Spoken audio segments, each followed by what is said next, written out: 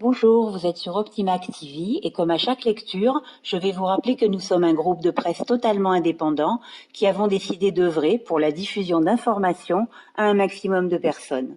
Nous vous recherchons, regroupons et exposons des points de vue de différentes personnalités et experts reconnus dans les domaines les plus variés afin que vous puissiez vous faire votre propre avis.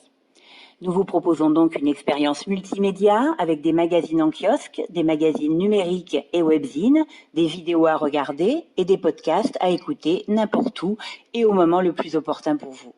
Afin de mieux nous connaître, nous vous proposons des lectures d'articles régulièrement sur cette chaîne. Vous pouvez retrouver les différents thèmes dans la playlist. Bonne lecture, bonne écoute et excellente réflexion. Notre galaxie serait plus large que prévu. Une étude internationale dirigée par la professeure Heidi Jo Newberg, Institut Polytechnique Rensselaer, publiée le 11 mars 2015 dans The Astrophysical Journal, amène d'autres informations concernant les données astronomiques du Sloan Digital Sky Survey. En 2002, ce dernier avait établi qu'un anneau bombé d'étoiles s'étendait bien au-delà de la zone connue de la Voie lactée. Il s'avérerait que notre galaxie est au moins 50 fois plus large que ce qui était estimé. De plus, les dernières données montrent que le disque galactique est structuré en plusieurs ondulations concentriques.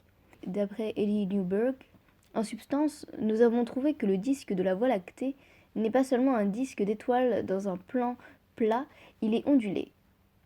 Comme il rayonne vers l'extérieur du Soleil, nous voyons au moins 4 ondulations dans le disque de la Voie lactée.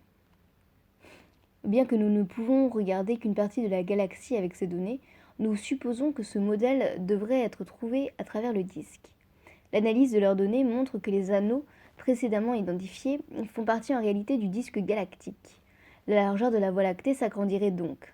Son diamètre passerait de 100 000 années-lumière à 150 000 années-lumière. Selon Yan Xu, premier auteur de l'étude et chercheur à l'Observatoire astronomique national de Chine, les astronomes avaient observé que le nombre d'étoiles de la Voie lactée diminue rapidement à environ 50 000 années-lumière du centre de la galaxie, et puis un anneau d'étoiles apparaît à environ 60 000 années-lumière du centre.